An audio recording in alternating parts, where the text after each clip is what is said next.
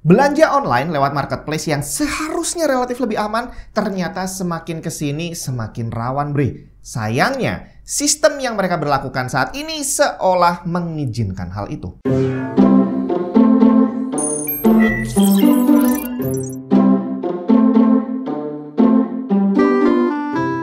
Jadi awalnya dulu, semua jual beli online dilakukan lewat forum dan transaksinya sangat simple. Direct transfer, bre. Lu pengen beli barang, transfer duitnya, barang dikirim dan selesai. Saat itu semua berjalan baik-baik saja, sampai akhirnya tidak baik-baik lagi. Ada banyak orang yang memanfaatkan celah yang memang besar sekali. Duitnya ditransfer, barangnya nggak pernah dikirim. Akhirnya muncul sistem baru, Rekber, rekening bersama. Di mana jual beli masih di dalam forum, tapi kali ini semua orang menunjuk pihak ketiga yang dipercaya untuk mengelola transfer jual belinya tadi. Jadi saat kita mau beli barang, duitnya ditransfer dulu ke pengelola Rekber. Habis itu barangnya dikirim, kita cek, oke baik-baik saja, baru deh duitnya diteruskan ke penjual. Gak gratis, ada biayanya, tapi biayanya murah banget, bre. Nggak pakai persenan. Jadi tergantung berapa nilai dari transaksinya, itu bisa 10.000, ada yang 5.000, ada yang 15, 20, dan seterusnya. Tapi namanya sistem akhirnya kebobolan juga. Coba kali ini kebobolannya luar biasa. Yang menipu udah bukan lagi seller, udah bukan lagi pembeli, tapi pengelola Rekbernya, bre. Salah satu kasus yang terjadi waktu itu, Black Panda, salah satu langganan saya juga pakai itu. Dia bawa kabur duitnya banyak orang dan akhirnya bubarlah sistem Rekber. Orang nggak percaya lagi. Dan setelah itu muncullah marketplace yang langsung secara cepat menggantikan sistem Rekber. Bedanya kali ini, pengelola Rekbernya udah bukan lagi perorangan, melainkan corporate, perusahaan gede, bre. Secara sistem yang diberlakukan marketplace, ya versi upgrade luar biasa dari Rekber yang awalnya aman-aman saja. Tapi yang namanya sistem keamanan, iya bisa dibilang tinggal tunggu waktu akan kebobolan. Sama halnya seperti marketplace. Sistem yang mereka terapkan dari sejak awal sampai sekarang memang udah mengalami beberapa perubahan, tapi ternyata sistem penipuan yang ada udah semakin canggih juga. Dimana sayangnya sistem yang berlaku sekarang itu either tidak disengaja dibobol oleh orang untuk melakukan kejahatan dan berarti perlu di-upgrade lagi, tapi ada juga sistem yang sengaja dibuat seperti itu yang ternyata dimanfaatkan oleh para penipu untuk berlindung di balik sistem yang legal. Saya kasih contoh. Jadi kalau kita mau belanja online, hal pertama yang harus kita lakukan adalah melihat reputasi dari tokonya. Dia bisa dipercaya atau enggak? Ada beberapa cara yang bisa kita lakukan, yang ini juga diberlakukan di banyak marketplace, bukan cuma satu. Yang pertama adalah sistem label, dimana kalau kita lihat ada toko dengan label tertentu, berarti dia adalah toko yang bisa dipercaya, punya reputasi yang bagus. Berikutnya adalah sistem rating. Kali ini yang ngasih rating adalah pembelinya, bahwa kalau tokonya itu memuaskan di mata pembeli, akhirnya akan ada banyak sekali rating bintang 5. Dan bintang ini adalah satu sistem penilaian yang banyak diadop sama banyak marketplace. Dan sistemnya sama dari bintang 1 sampai bintang 5, dimana secara logika kalau dia dapat 4,5, harusnya bagus banget dong ya. Berarti harusnya sangat bisa dipercaya. Tapi tahan dulu, bre. Sebelum kita lanjutkan, disclaimer dulu bahwa yang akan saya bahas di sini hanya contoh. Saya ambil contoh dari satu marketplace yang memang kebetulan paling gede. Tapi sistem ini juga berlaku di semua marketplace lain yang saya tahu. Jadi saya bukan mendiskreditkan satu orang atau satu pihak, enggak. Tapi ini secara global, sistemnya hampir sama semuanya. Yang pertama adalah sistem label. Awalnya dulu, toko yang belum punya reputasi nggak punya label sama sekali. Polosan, bre. Jadi di sini marketplace-nya mau ngasih tunjuk bahwa toko ini bukan nggak bisa dipercaya, tapi belum punya reputasi. Nah, begitu kamu berkembang, udah jualan banyak dan banyak orang yang percaya, akhirnya dari marketplace ngasih logo tuh, ada warna hijau di situ, yang menunjukkan bahwa toko ini bisa dipercaya. Tapi label tadi nggak gratis, ada bagi hasilnya. Nggak masalah, karena bagi hasilnya nggak terlalu gede. Dan kalau kita sebagai pembeli bisa terbantu untuk milih mana toko yang beneran, mana yang abal-abal, iya make sense lah ya. Nah, tapi setelah itu ada upgrade lagi, bre. Bukan cuma ijo, tapi ada ijo pro, dimana berarti nunjukin tokonya lebih bisa dipercaya lagi. Abis itu ada yang ijo pro max, lebih dipercaya lagi. Sampai ada yang TI super dan selanjutnya. Pokoknya setiap level ini tadi, dia akan menunjukkan bahwa tokonya semakin bisa dipercaya. Dan di sana ternyata bagi hasilnya, semakin tinggi levelnya, semakin gede. Permasalahannya adalah, zaman di awal dulu, ngedapetin label ini nggak gampang, bre. Lu bener-bener harus menjaga performance toko agar dipercaya sama orang dan dipercaya sama marketplace-nya. Tapi sekarang udah berbeda. Jadikan experience mobile gaming kamu serasa main gaming handheld dengan Asus ROG Tizen Mobile controller. Menggunakan console grade control dengan range movement 22 derajat dan desain ergonomis yang sangat nyaman. Face button dan D-pad menggunakan mechanical switch yang lebih responsif dan durable, serta tambahan aluminium rear pedal. Bentuknya compact, foldable dengan koneksi USB-C yang kompatibel dengan berbagai smartphone case, serta support 18 watt pass-through charging. Selengkapnya cek link di bawah.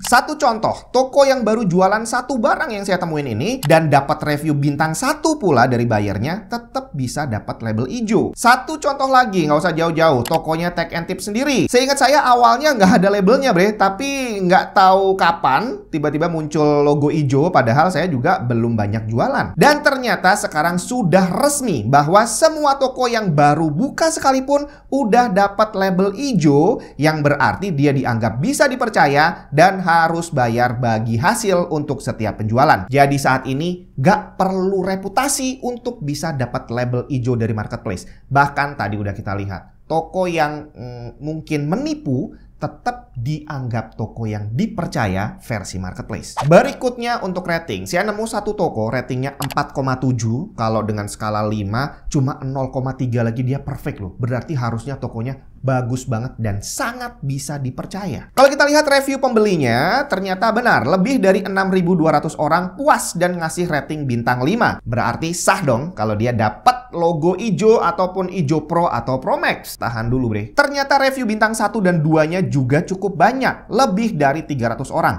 Bahkan kalau kita gabungin dengan review bintang 3, jumlah totalnya hampir 1.000 orang. Apa yang mereka katakan? Kita lihat aja beberapa yang bintang 1. Ternyata sebagian besar merasa tertipu dengan si penjual karena barang yang dikirim tidak sesuai, dan nggak sesuainya parah banget loh. Di salah satu review disebutkan bahwa barang harga 300.000 yang mereka jual, ternyata yang dikirim adalah barang seharga 80.000. Di lapak mereka yang lain saya juga nemuin hal yang hampir serupa. Mereka jual barang dengan harga 100.000, tapi dari review yang masuk ternyata yang dikirim adalah barang seharga 25 ribuan. Jadi ternyata dari review yang jelek-jelek itu ada banyak yang betul-betul ditipu secara nilai. Dia pasang 300 yang dikirim 80, dia pasang 100 yang dikirim 25. Dan yang merasakan hal seperti itu hampir 1.000 orang bre. Kalau di total ya, dan ini kita baru bicara yang ninggal review. Ada banyak banget orang yang tertipu tapi nggak ninggal review. Ada juga orang-orang yang tertipu tapi nggak tahu kalau mereka ketipu. Mereka nggak paham bahwa ternyata yang dia terima itu adalah barang yang nilainya jauh lebih murah. Dan kalau kita mau coba hitung secara goblok aja, tadi ada yang ketipu barang 300.000 dikirim 80, ada yang 100 dikirim 25. Kita pukul rata aja bahwa orang-orang ini ditipu senilai 100.000. Korbannya ada 1.000 orang. Berarti dari penipuannya aja mereka bisa dapat duit 100 juta bre. Dan gilanya lagi, dengan sistem yang diberlakukan oleh marketplace-nya, mereka tetap bisa dapat rating nyaris sempurna 4,7 dari 5. Padahal yang ketipu udah hampir 1.000 orang. Di mana pertanggungjawaban label trusted seller dan sistem rating, yang berarti marketplace-nya bilang bahwa toko ini bisa dipercaya dan mereka pun ambil bagi hasil dari itu.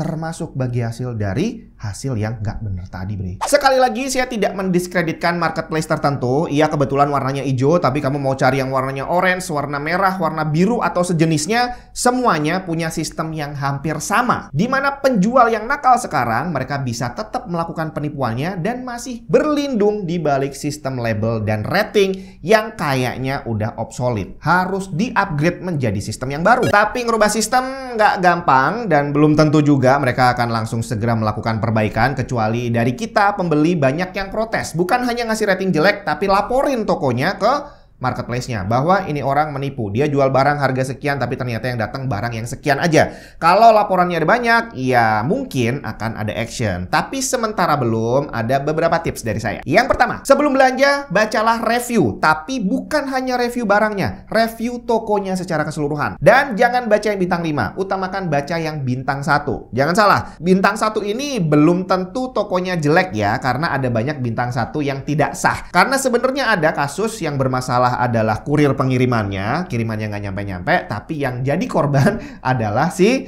penjualnya. Dibilang penjualnya nggak beres, padahal yang nggak beres adalah kurirnya. Jadi yang kamu lihat adalah rating jeleknya dan perhatikan apakah ada orang yang tertipu. Kalau misal ada, apalagi banyak, jangan beli di situ. Cari toko yang lain. Kemudian terkait kurir pengiriman dari marketplace, sebaiknya memisahkan nih review untuk penjual dan review untuk kurir. Jadi jangan dijadiin satu karena kasihan penjual-penjual yang sebenarnya nggak salah apa-apa, kesalahan kurir akhirnya ditimpakan ke seller gara-gara tadi pembelinya ya nggak tahu mau ngasih bintang di sebelah mana. Tempatnya cuma satu ngasih bintang, pengen berkeluh kesah, ya udah tulis aja di sana. Termasuk lagi nih dari marketplace ya, kalau bisa sih sistem rating bintang 1 sampai 5 ini di-upgrade. Karena tadi 1 sampai 5 ternyata yang 5 itu beres, tapi yang 1 penipuan. Ini nggak bisa dibenarkan. Jadi sistem rating bintang 1 sampai 5 ini harusnya adalah untuk transaksi yang beres. Artinya barang yang dikirim udah sesuai, tapi ternyata si sellernya kurang responsif, nggak ramah, terus mungkin barangnya udah sesuai tapi rusak dan sellernya nggak bisa dihubungi, baru itu boleh dapat rating bintang 1 sampai 5. Sedangkan untuk penipuan harusnya punya sistem rating yang berbeda. Bukan ngikut yang bintang 1 sampai 5, tapi mungkin ada satu kolom lagi